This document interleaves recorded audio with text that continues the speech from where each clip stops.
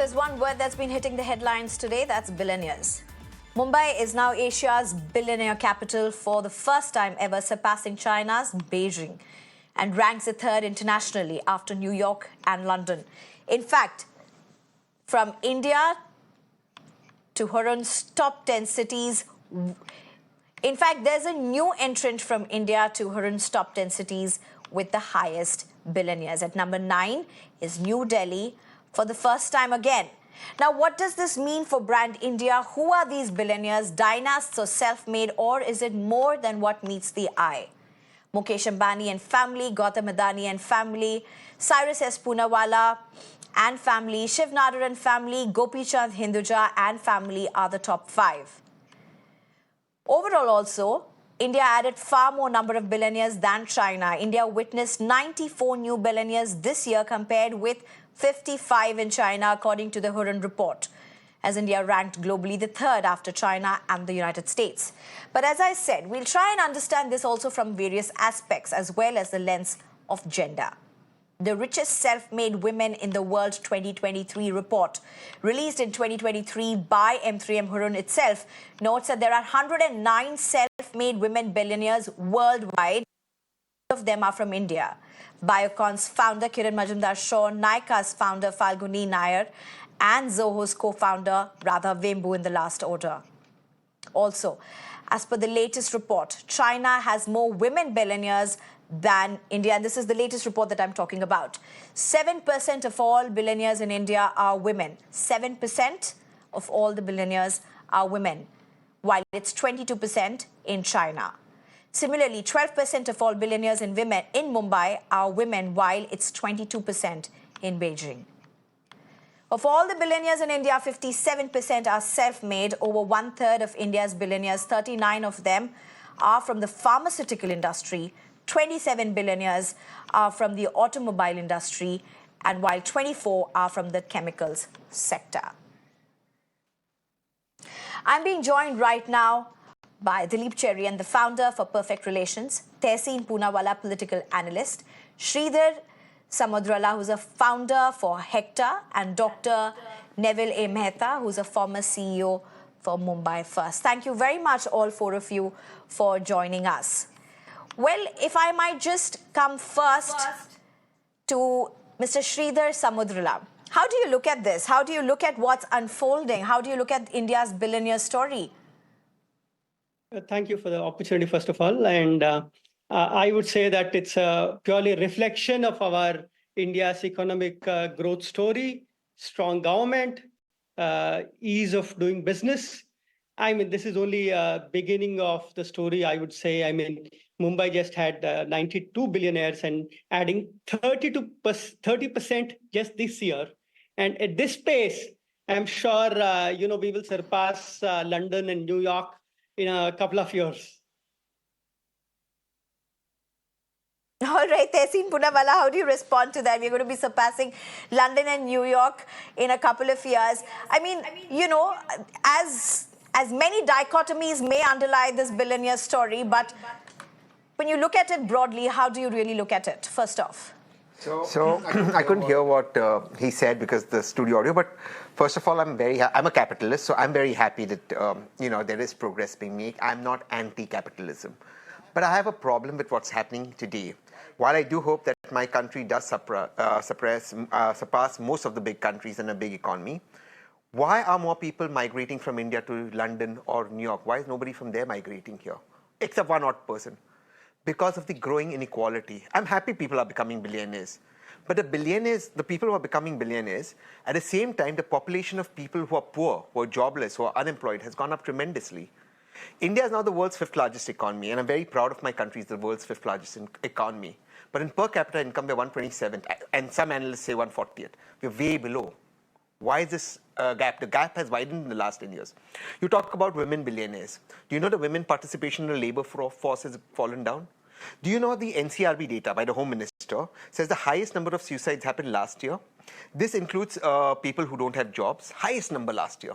This includes men and women. The most number of illegal migration to the United States of America has happened from India, 2 states, particularly Gujarat. Why? The most number of migration from HNIs have happened outside in this last 1 year. 2 lakh Indians have given up their passport. Why? And everyone watching your show knows anyone above 70 crore to 80 crore rupees, anyone who's liquid that much is buying a house in Dubai. Anyone who's above 70, 80 crores has a house in Dubai. You come to Dubai, you'll see Delhi there, you'll see Mumbai there. Everyone's in Dubai right now. Why? So there are things that our nation has to grapple with. I am very happy that we're progressing. There's no point being the world's third largest economy and per capita income 199. We have to increase the per capita income. That's the problem. There's growing inequality. Okay, Dilip Cherian, on one hand, we are talking about India's growing billionaires, and India hopefully would be celebrating them. India, of course, celebrates them.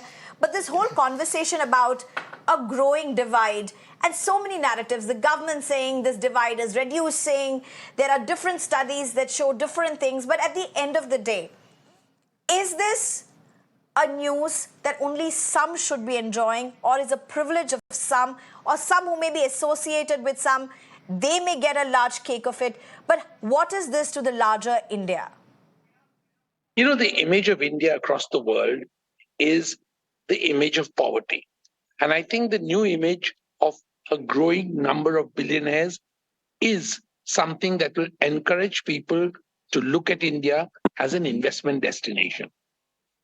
That having been said, I think there is no doubt that the post-COVID India has seen a K-shaped recovery, which means that the poor have gotten poorer or stayed where they are, and the rich have got richer much faster. But it is also an index of the fact that the world is impatient to see India grow very fast. And therefore, you have huge capital flowing into India.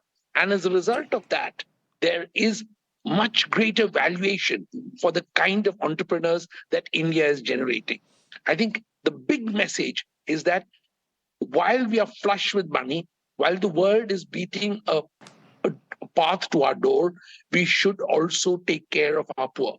Because with growing inequality will come a whole range of problems which may be pushed back by 3 or 4 years, but forever they cannot be on dole. We need to find a solution which is inevitably about employment and about also a more equitable style of growth. Dr. Neville Mehta, how do you look at this with what Dilip Cherian and Tehseen have said, as well as Sridhar Samudrala has said? Your love affair with Mumbai is well known, but when you look at Mumbai, you have the poshest and the most expensive places that you can look at, and then you have some of the largest slums that the world would have also seen. I feel the economic growth is not something that is what I would say happy for all. Let me use that word. Because the rich, as they said, are becoming richer, and the people who are basically at poverty line or the middle class are having a very tough time. And when we talk about economic growth, we talk about economy as a whole. The haves, the have-nots, and everybody else between that need to grow along. And that is actually called the economic growth of a country. Not a few people who were millionaires becoming billionaires and going and showing the face of India to the outside world and says, oh, we are growing. It doesn't happen that way. You see the infrastructure projects, they are being prolonged endlessly. You see the slums, they're just going on and on and on. You see the flooding, which is still going on in our country. Now, if you say that India is the largest or one of the 5th largest economy, why are we only talking about monetary? Why are we talking about progress in dollars and cents? Why are we not looking at progress for infrastructure, progress for the people who will have a 1 square meal a day? That is economic growth for me. It's a holistic development of the nation. All right. Okay. Now, Sridhar Samudrala, when you are talking about the hope that this report brings for India, the growth story that India is seen in India, how do you look at the fact that around 37% of these billionaires seem to be self-made? in comparison to what would be largely dynasts otherwise. How do you as an entrepreneur look at this? I would say, obviously, I would support the first generation entrepreneurs who are appearing in this list. The Indian conglomerates, the business families have grown, no doubt, but they're also investing, are building, supporting the whole startup ecosystem. Who identify these bottom of the pyramid opportunities with technology and help them earn that opportunity to be a self-made millionaire, billionaire, etc. So I would say Mumbai has its own challenges, or India has its own challenges in terms of poverty, the growing divide, but that is also an opportunity to identify and provide those services and those products using technology to the larger for the larger reach, and thus earn their growth. So that is one. Second, if you look at Bombay, the number of startups that have come up in the last 10 to 15 years. In fact, the whole Bollywood supporting the startups, Alia Bhatt, Deepika Padukone, and Ranveer Singh, all of them supporting, investing in startups and reviving or providing that opportunity for first-gen guys to come up, live their passions, and aspire to enter that millionaire and billionaire cards. Okay. So, and this is only possible with this, with the support of the families who have entered that list and who want to encourage entrepreneurship in India. Okay, Tehseen, how do you look at what this is? I know India is a country of dichotomies, has been a country of dichotomies for a very, very long time. But when you look at the list of these billionaires, and we would know off the hook people who have been dynasts, but there's the other story as well, and that seems to be around 37% of them who seem to be self-made. Is that a story that India needs to build on further? Absolutely. That's the story that India needs to build on. Very often it's said that people don't, in India, for far too long we've glamorized poverty. But when you have a first generation billionaire coming up or a first generation success story coming up, then people tend to enjoy that success story or live that success story. The problem that I see right now is not somebody coming up, say, in tech or coming up in new age businesses and becoming a billionaire. That's to be enjoyed. What happens is when you are in businesses which are only dependent on the government, and that's when you have a monopoly and you become a success story. As Joe Biden rightly said, that monopoly is extortion. So that is the problem in India. As long as you're not in the... that change? In the new entrepreneurs, yes, do you see that change? Yes, but then you're successful not because of the government. You're successful in spite of the government. So just let me give you one example. So we are very behind in Web 3.0. We don't have policies for Web 3.0. We haven't built on blockchain as much as we could. We are not building on AI as much. We don't have policies. So all your AI fintechs are today being registered in Dubai and Singapore. You don't have a policy. So those are problematic areas that the government isn't dealing with. And believe you me, your next series of jobs will come from AI, or they will take away jobs. So you will have to, India has to be the service provider to the world. One more thing, I'll just end here. India has a fantastic opportunity because as AI becomes a reality, the future is already here. In the next 10 years, AI will take over our lives. As AI becomes a reality, India will play the crucial role of teaching AI about humanity and physics. So AI will have to learn physics and humanity. We are not in a process of that.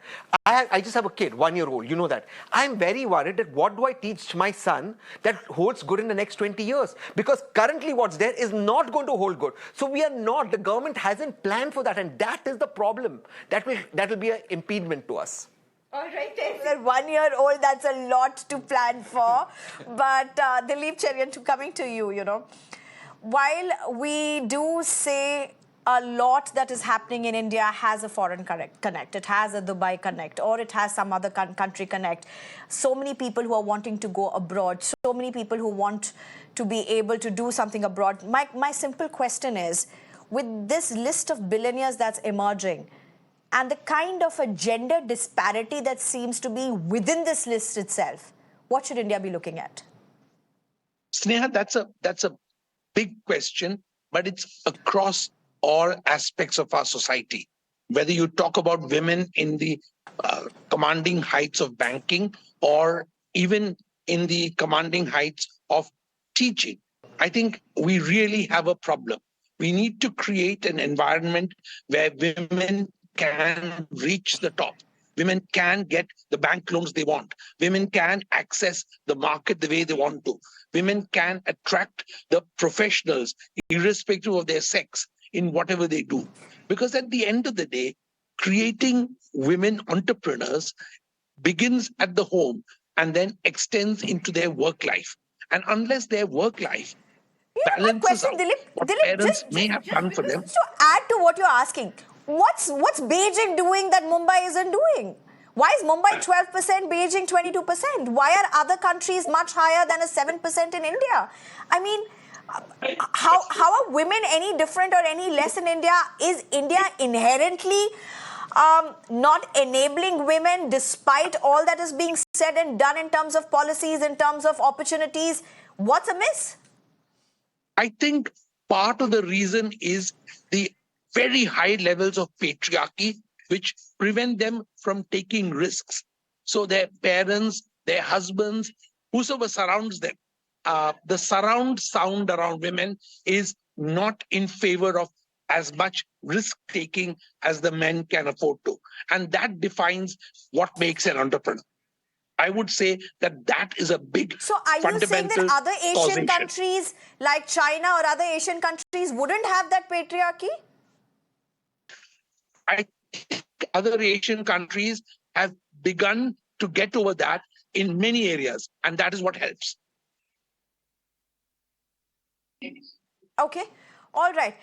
Dr. Neville Mehta, this whole metro divide, Delhi vis-a-vis Mumbai, the financial capital vis-a-vis the political capital, but the fact remains, what seems to be a celebrations of billionaire for India with this report emerging, is it truly a celebration with two big cities onto the spotlight? Are you seeing a change in trend where the who's who, where those who have great income, great assets, moving to places beyond Mumbai and Delhi within India? Is that a possibility? Is that happening? I don't see that happening at this point of time. From what the statistics show, that I feel that many people are in the mind frame of making their buck in India and moving on to other countries, and that's where they feel that that's the cherry pick, as we say. But I personally don't feel that any of these people who are billionaires would like to move anywhere else. Yes, they may have outhouses and they may invest in properties and all that, but eventually they are moving out. And there's a reason behind everything. I mean, it's not that they're moving out because they just have the money. It's just that they don't feel safe. They don't the economic the ease of living in India is not comparing to the volume of prosperity that is taking place right now. India has not actually been prepared for this type of a growth, and it hasn't had had developed a vision to deal with this type of growth, and that is what we are facing right now: deterioration of trust levels, and if all these things are now causing these migration to other countries. Okay, Tehseen, do you want to add to this? There's so much was said that after COVID, people will start moving to smaller towns. People will start looking at work very differently. You would start working from home. You don't have to go to corporates. Is that for Aam Janata? Is that for the middle class? Is a world very different for a billionaire? You would know better. No, it isn't. But I do agree with what the earlier speaker said. Look, we over the last decade, our urban infrastructure hasn't expanded to take in the growth, particularly post-COVID, of the post-COVID surge that was expected, and it caused this sort of GDP to grow right away, particularly with our service sector. So we are not prepared for that. So just think about it. You have a house in Mumbai, which on an average, a small house, costs about 10 to 12 crores, which is very expensive over in Dubai. But you could just get out of your house and fall down on the road because the pavement would not be made. Your infrastructure is bad, and an ambulance would take an hour to come. So it's a paradox where you could get pizza in 10 minutes, but you don't get an ambulance. So I think we have to grapple with those infrastructural issues and create that safety net. India also doesn't have a safety net for its people down the line, which I think, again, places like Dubai or Singapore do offer world-class public transport, etc. So those are the things. But one more issue that I think India has to grapple with is what is the future cost that India takes with regards to ease of doing business. I don't think India is very much high on the ease of doing business. Yes, we are growing. Yes, there's volumes, but there is too much regulations. There's too much government interference. There's too much retrospective action taking place. There's too much of non-clarity on positions, and there's too much bureaucracy. At the moment, and I'm saying this for entrepreneurs, there is tax terrorism happening, and even BJP entrepreneurs who support the government will tell you this off the record. You will have GST, income tax. These are a lot of problems that need to be made easy, simpler, so that people are not prosecuted for bona fide mistakes. Mala fide, yes, not bona fide. So Sridhar Samudrala, do you want to respond to this tax terrorism, something that often comes up? Yeah, I mean, all these problems that the earlier speaker spoke of are a reflection of, the growth. That we are growing at a very fast pace. The aspirations are high, and we haven't seen this kind of fast-paced growth in the past. So the problems emerge, and solutions will also emerge. I mean, we'll learn from other countries. We'll figure out solutions. This is the journey of growth. Okay, so these will have opportunities. Which will be solved with maybe good policies, good AI. For example, when I started my career, my first job was, on the national e-governance plan. We spoke about, we discussed about the ease of doing business, and then I remember rank was some 158 or something. And in my own generation, I'm in midlife, 15 odd years. We are already at like 71 rank. I mean, way ahead of China, by the way. So, we are progressing. The government is listening. I mean, all this, all these channels where we speak, debate about the problems, these are being heard. The government is very responsive. I mean, especially as being one of the startup founder, I can say that the very, very responsive government to our, questions and asks. Okay. So, this is part of the journey, I would say, growth journey. Okay, Dilip Cherian, part of growth journey or dichotomy. The last word to you, Dilip Cherian. When you look at this entire picture, you have Dharavi as well in Mumbai, and you have the billionaires as well in Mumbai. Will this bridge, does the billionaire growth story benefit those who are in Dharavi?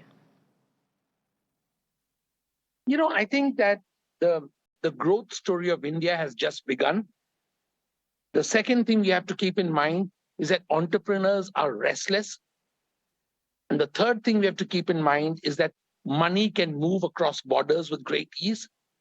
And Mumbai will continue to attract a certain kind of entrepreneur. Pharmaceuticals will attract a certain kind of entrepreneur. And sadly, patriarchy of the kind that we practice in India will twist the numbers in favor of men for a little while more. See, dichotomy, growth story, but just before we wrap, this whole billionaire story may have so many aspects to it, but what is the messaging for Mumbai and Delhi? I mean, the broader story between all of these things, considering Delhi also gets into this list for the first time.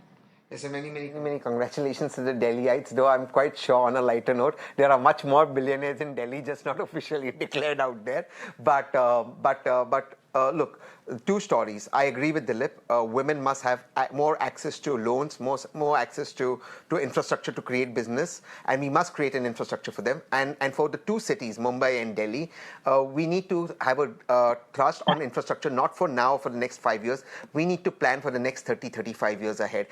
We need to make sure that we can plan that. And with Delhi, particularly with North India, we have a severe problem of pollution, which will again hamper your health, and you'll have these people leaving the city. So those are things that we need to work on. So for the next 30, 35 years, we can have two world-class cities that produce more billionaires and end poverty in our country. Right. In fact, these are very important perspectives that have been brought in by all of our guests. We must remember that while India will celebrate its billionaires, the challenge really before India is to ensure that this growth story doesn't remain to the large number that is now coming out in these reports, but is an even plane that is provided for youngsters across India with their opportunities and their talents. Thank you very much, Dilip Cherian, Tehseen Poonawala, Sridhar Samudrala, as well as Dr. Neville A. Mehta for joining us. Thank you very much.